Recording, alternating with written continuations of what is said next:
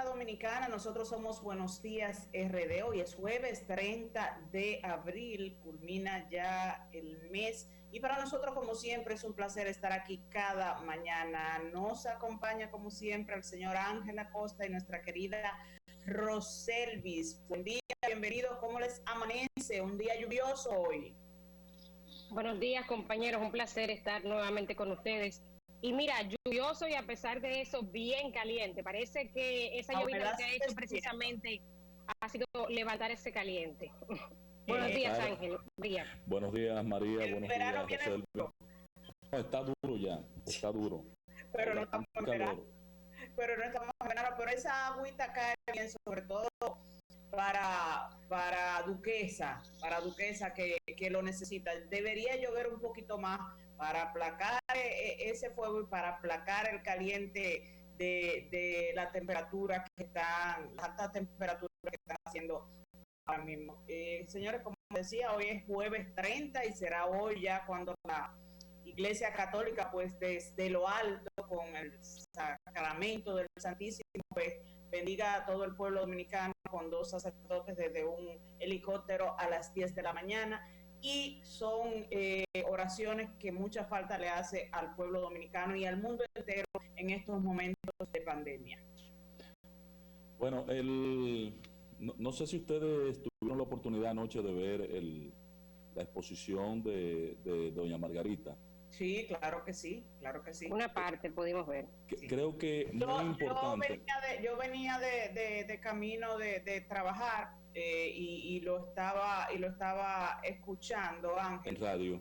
En radio, sí, y me pareció como una cifra tan alta el hecho de que ella haya dicho que ya han dejado fuera, porque han sido depuradas 600 personas. 600.000 personas. Exacto. 600.000. 600.000. Sí, pero yo creo que es necesario que ella lo hiciera, porque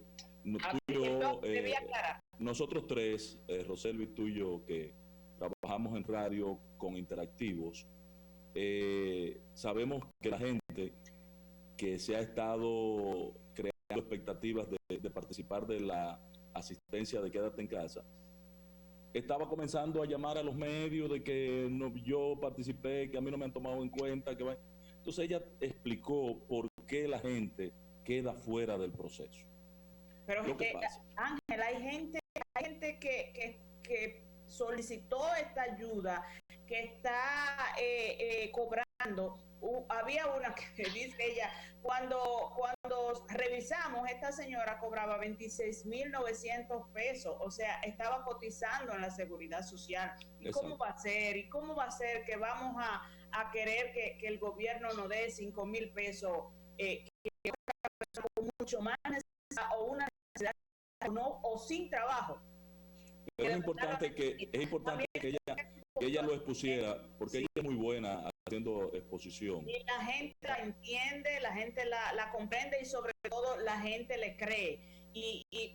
O sea, yo dije, bueno, pero yo sé que hay mucha gente con necesidad, pero también hay dominicanos que somos capaces de tener nuestro sustento fijo y aún así querer el sustento que le puede llegar o que puede necesitar otro dominicano. También ella hablaba de que hay personas que fueron rechazadas porque viven ya en un hogar donde reciben estos beneficios, o sea, que viven dentro de un hogar donde ya tienen la tarjeta Solidaridad. Quisiera saber ahí si se toma en cuenta en ese sentido de que en una casa puede vivir más de una familia, o sea, más de una cabeza de familia. Puede ser que el padre, que una persona tenga la tarjeta Solidaridad, yo viva con mi padre, pero yo tengo mis hijos aparte, y también pueda tener la tarjeta Solidaridad. Dos y tres familias pueden vivir en una casa. 2 o 3 hogares en una sola casa. Entonces, eso yo también creo es conocida la... Porque son 5.000 pesos, ¿verdad? Pero no es que una cosa... También es conocida la situación de algunos supervisores en las barriadas que tienen tarjeta Solidaridad a nombre de otra persona, pero la cobran ellos. Que esa es una situación que se ha denunciado en muchísimas ocasiones, que también hay que ponerle atención a eso. Como una sola persona se queda con varias tarjetas a nombre de otros individuos. Eso debe deben revisar. Que es algo abusivo. Eso yo ante la presencia de Dios me extraña bastante, porque siempre ha sido bastante transparente el manejo de la tarjeta Solidaridad. En ese sentido no ha habido muchas quejas y ha sido manejado incluso desde que estaba el vicepresidente Alburquerque, que fue el primero que manejó este programa. ¿Cómo se llama el ingeniero? Organismos internacionales como el PNUD. María, ¿cómo se llama el ingeniero, el muchacho, óyeme, que manejó el SUBEN, que lo montó con Alburquerque? Con Alburquerque.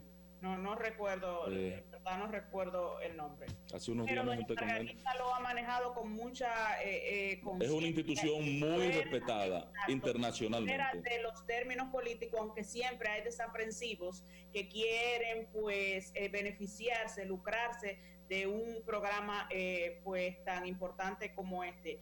Pero lo importante es que ella explicó por qué hay 600,000 y por la cantidad, como tú bien dices, María, era necesario hacer la aclaración, porque eso se puede convertir en un boomerang, en una bola de nieve, perdón, que vaya tomando cuerpo, porque esa misma gente comiencen a circular y a montar una campaña contra el programa, y pero incluso es peligroso. Válida la aclaración y oportuna. Hay personas que están en el otro programa, en el programa FASE, y también en los dos fases. Este de quédate en casa, eso no tiene madre. Ángel, me preguntaba yo, ¿dónde están todos los jóvenes que yo con mucho orgullo vi cómo se reunieron para llamar a capítulo a los políticos y decirle: aquí estamos y queremos democracia y queremos saber qué pasó y queremos ver por qué se suspendieron las elecciones del 16 de febrero? Yo pensaba que estos jóvenes se iban a agrupar en un solo movimiento para hacerse fuerte y para gravitar en la sociedad dominicana como un movimiento importante al margen del tema político, porque hoy en día somos una sola nación. Hoy en día el país nos necesita mucho más que cuando fallaron las elecciones del 16 de febrero.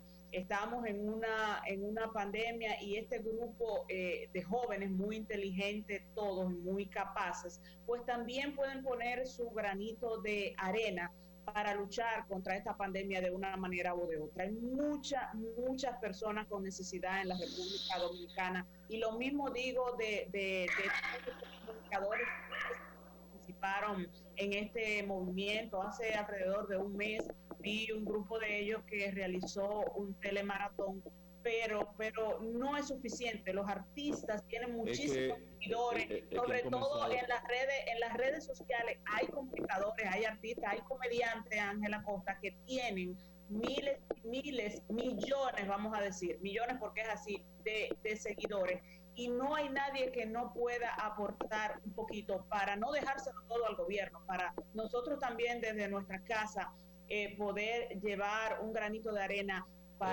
Ellos están haciendo encuesta ahora. Yo les puedo decir que esto evidencia y no le están que se trató de una manifestación espontánea y no de una articulación de alguna organización política, como muchos quisieron decir en algún momento. Yo, por ejemplo, que despacho en una oficina en la 27 próximo a la Luperón, le puedo decir que cada día veía como decenas de estudiantes iban caminando de las universidades cercanas por las aceras o cogiendo carrito público, lo que mostraba que era una manifestación independiente y espontánea de miles de ciudadanos, como resultó ser, pero no era una articulación propiamente como para que ahora salieran organizados. Pero ellos se organizaron para ir al diálogo que se efectuó para las elecciones del 15 de marzo. Ellos alzaron su voz. Al diálogo, María, no fue la gran mayoría. Entonces, lo del diálogo fue, María. De la República Dominicana, no solamente en términos políticos, ellos debieron organizarse y aprovechar ese boom, ese momento ese momento y esa multitud de jóvenes, aprovecharlo para articularse y crear un movimiento verdadero de justicia social en la República Dominicana. Para Esa llamarlo por convocatoria era su un encargo, nombre. María, no puede ser. Para llamarlo por su nombre, al diálogo de manera organizada, con nombre propio, estaban los muchachos de Somos Pueblo, fue una representación de la juventud del PLD, fueron algunos grupitos que estaban expresados en esa manifestación, pero no es propiamente que ellos encabezaran toda esa masa que estuvo en la Plaza de la Bandera. Hubiesen sido más inteligentes si las cabezas que estuvieron ahí en ese diálogo, que venían ya de la Plaza de la Bandera, porque el mismo Leonel Fernández decía que estos jóvenes también debían de participar en este diálogo. Entonces, como ellos se organizaron para ir en diferentes movimientos para ir a este diálogo, pues ahora pueden hacerlo y también sacarle ventaja a todas aquellas manifestaciones y de una manera u otra ayudar positivamente a los dominicanos que hoy lo necesitan, que son muchos. Mira, por ejemplo, me preocupa sobremanera a mí el tema del año escolar. Hay una brecha cada día más. Y de los colegios privados. Los colegios privados y los colegios públicos, alrededor del 50% de los niños de los colegios de las escuelas públicas no están recibiendo el pan de la enseñanza. Y se puede hacer, vamos a decir que necesitan computadoras, vamos a hacer un telemaratón, vamos a hacer lo que sea para buscar esa computadora. Por ahí hay muchísimos hogares que los hijos tienen más de una computadora que pueden hasta donarla. Entonces lo que hay es hacer un esfuerzo para que los problemas que tiene hoy día el país puedan ser subsanados también por la sociedad en su conjunto. O sea, la misma presidenta de la ADP dijo antes de ayer que le preocupa que el año escolar se pueda perder. Y el 19 de junio culmina el año escolar, lo dijo el propio ministro de Educación. Entonces, ¿qué vamos a hacer con esos niños que no están recibiendo el pan de la enseñanza? En cierta medida hay discriminación, porque el 70% ya de los colegios privados a través de plataformas digitales cuentan con el pan de la enseñanza de una manera u otra, y nosotros los padres también estamos encima de nuestros hijos, pero hay padres que no cuentan ni con la computadora, ni tampoco con la data, el internet. Y el dinerito que encuentran es para darle comida a esos muchachos, porque esa es su principal preocupación. Entonces, a eso me refiero, que como sociedad podemos hacer algo más que no sea solamente dejárselo al gobierno. Sin duda. Yo quisiera hacer una puntualización, María, en otro sentido. Ayer el candidato presidencial del Partido Revolucionario Moderno, Luis Abinader, se reunió con representantes de las centrales sindicales. Estuvo ahí Pepe Abreu del Consejo Nacional de la Unidad Sindical, Jacobo Ramos, que como ustedes saben es presidente de la Central Nacional de Trabajadores Dominicanos, también estuvo Luis de León, de la Confederación Autónoma Sindical Clasista, Xiomara Guante, presidenta de la ADP, Pedro Julio Alcántara, de la Federación Nacional de Trabajadores de la Construcción, entre otros. Allí Luis reiteró nuevamente el llamado a que diferentes sectores sociales se unan para buscar soluciones a cosas que han surgido y otras que van a ir surgiendo a raíz de la pandemia. Por ejemplo, ustedes planteaban esos señalamientos, esas aclaraciones que hizo ayer la vicepresidenta sobre ciertas confusiones con los programas de asistencia social. Yo creo que escuchando a los trabajadores también pudieran encontrarse soluciones a otras aristas que tienen que ver con los trabajadores informales o con los trabajadores formales que no han podido hacer, que no han sido introducidos en fase, etcétera. Yo quisiera que escuchemos, la producción lo tiene listo, me parece, las declaraciones de Luis y de Pepe Abreu en ese encuentro el día de ayer, si es posible. Y yo la verdad que veo que debió de hacerse, y repito, esa cumbre, al no convocarse esa cumbre, yo he querido ir a los principales sectores sociales, sindicales, económicos, empresariales del país. De aquí nosotros vamos a una reunión con el Pueblo Ciudadano, con el Centro Juan 23, nos hemos reunido primero con obviamente los principales actores que han estado en la línea de fuego de esta pandemia, con el Colegio Médico, con el Colegio de Enfermeras, con los analistas y con muchos otros sectores. Y continuamos buscando ese consenso y esas ideas. Es una situación difícil que tenemos que tener un plan entre todos que podamos brindarle al país una luz de esperanza hacia dónde debemos. Claro, si eso se hace entre todos, la gente lo va a asumir mejor. Y hasta si tiene que hacer algún sacrificio temporal, hace algún sacrificio temporal, porque sabe hacia dónde va y hacia dónde va a conducir ese sacrificio. En esta síntesis de dirigentes, hombres y mujeres, está representado lo que es el movimiento sindical organizado.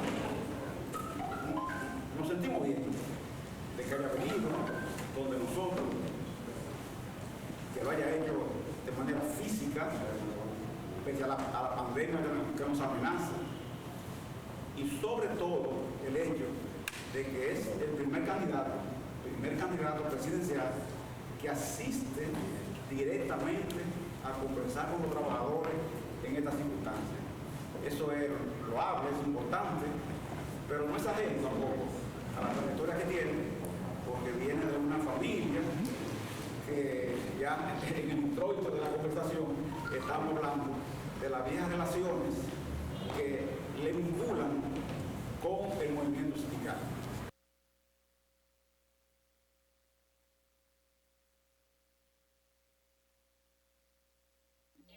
Bien, precisamente ahí veíamos ese encuentro que tuvo Luis y ahí escuchábamos esas declaraciones de Pepe Abreu, señalando precisamente que Luis ha sido el primer candidato presidencial que ha ido a reunirse directamente con los trabajadores. ¿Y por qué destaco esto, María, Ángel y a toda la audiencia de Buenos Días RD? Porque miren, actualmente en República Dominicana tenemos dos candidatos con posibilidades reales de convertirse en el presidente de la República a partir del 16 de agosto, que son Luis Abinader y Gonzalo Castillo, que son los que figuran con números importantes en las encuestas. Entonces yo creo que indistintamente de quien gane las elecciones del 5 de julio o del 26 de julio, si nos vamos a segunda vuelta, estos dos candidatos deben tener acercamiento con los sectores sociales porque van a encontrar un gobierno, van a encontrar un país afectado por el COVID-19, superando esa situación y van a tener que iniciar un gobierno en esas circunstancias. Entonces yo creo que desde ya es bueno que vayan conociendo los mecanismos, la forma en que tendrán que hacer sus ejecuciones gubernamentales.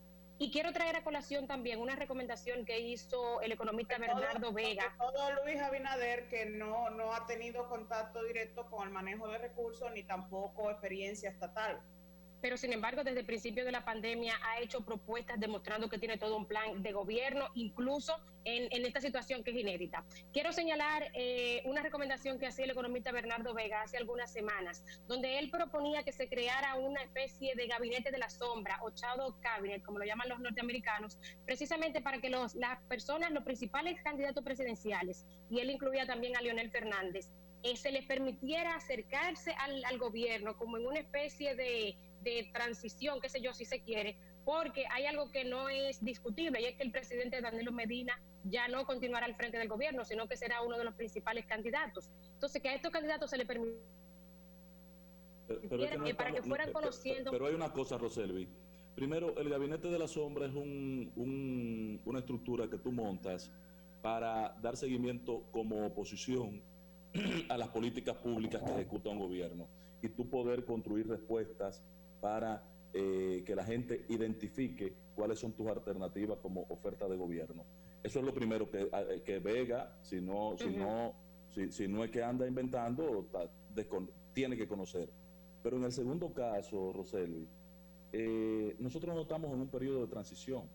Lo que quiero decir, Ángeles, a 2 meses de las elecciones, a 60 pero el días periodo de de transición va a ser más corto que nunca. Perfecto. Porque aún si no fuéramos, por ejemplo, considerando que nos fuéramos a segunda vuelta el 26 de julio, del 26 de julio al 16 de agosto, el periodo es muy breve para hacer comisiones de transición y que estas se desenvuelvan de manera correcta. La transición podría ser al otro día, porque aquí no ese periodo de transición nosotros tenemos que eliminarlo, no puede ser. En sentido general, lo que quiero es hacer un llamado a los 3 principales candidatos presidenciales que hagan este acercamiento a los sectores sociales, porque indiscutiblemente van a encontrar un país en crisis y superando situaciones muy delicadas a raíz del COVID-19. Pero yo creo que la reunión de ayer con Luis y los trabajadores está más vinculada a que mañana es 1 de mayo, más que a un concepto de alternativa. ¿Por qué? Porque yo no... El llamado inicial era al diálogo de unidad nacional. Sí, eso era lo que proponía Luis. Oye, Roselvi, ¿tú sabes cuál es el tema que hay que tocar ahora? con los trabajadores. ¿Sabes cuál es el tema que hay que tocar ahora?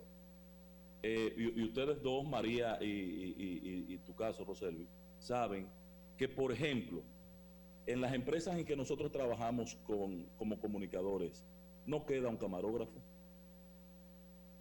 ¿Tú crees que esos camarógrafos vuelven a conseguir trabajo? Ahí hay una cantidad impresionante. Se va a tomar un tiempo, sin duda. Una cantidad impresionante de empleos. Usted está hablando de Ángela Cota, de lo que se necesita ahora, no en el futuro. Primero lo que hay que resolver ahora, que es y de frente al futuro también, María. Y de frente al futuro, María, porque Luis. De frente al futuro también, María, porque muchos de esos trabajadores que hoy están cancelados, porque los canales de televisión, por ejemplo, no necesitan camarógrafos.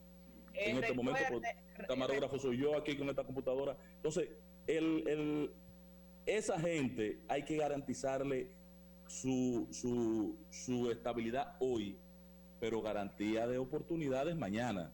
Entonces, así es. Ese es el tema. Definir desde ahora qué cantidad de empleados podrían no volver a retomar las posiciones de trabajo que se perdieron. ¿Qué cantidad de empresas micro, medianas? Según el Banco Mundial y la misma CEPAL, podría haber una pérdida en Latinoamérica en la región de alrededor de 30 millones de personas. Todas las economías la mitad de los empleos crecerán negativamente, incluyendo nuestros socios que mayoritario, que es Estados Unidos. China sería la única que no, bueno, en el mundo que no crecería negativamente, pero en la región todo el mundo, la República Dominicana, el Banco Mundial y la CEPAL dicen que no crecerán negativamente, pero crecerá cero. Eso quiere decir mucha pérdida de empleo en la República Dominicana. La mitad de los empleos se perderán. Exacto. Y ayer yo conversaba con el presidente del PLD, quien ha dirigido por muchos años la economía de la República Dominicana al frente del Ministerio de Economía, Planificación y Desarrollo, y decía que los dominicanos tenemos que prepararnos para un año muy duro y muy difícil, y que todo va a depender de cómo las nuevas autoridades y quiénes sean las nuevas autoridades que puedan abordar, de qué manera puedan abordar la situación económica que le viene al país. Solamente en los ingresos de la República Dominicana, las remesas han disminuido en un 21%. El consumo de combustible en más de un 50%. Recientemente el fondo aprobó un préstamo de los fondos de emergencia, valga la redundancia, de 650 millones de dólares, porque ya la situación en el país es insostenible. Señores, vamos a la pausa. Sí. Señores, vámonos a la pausa, porque ya es tiempo de irnos a la pausa. Ana, por favor.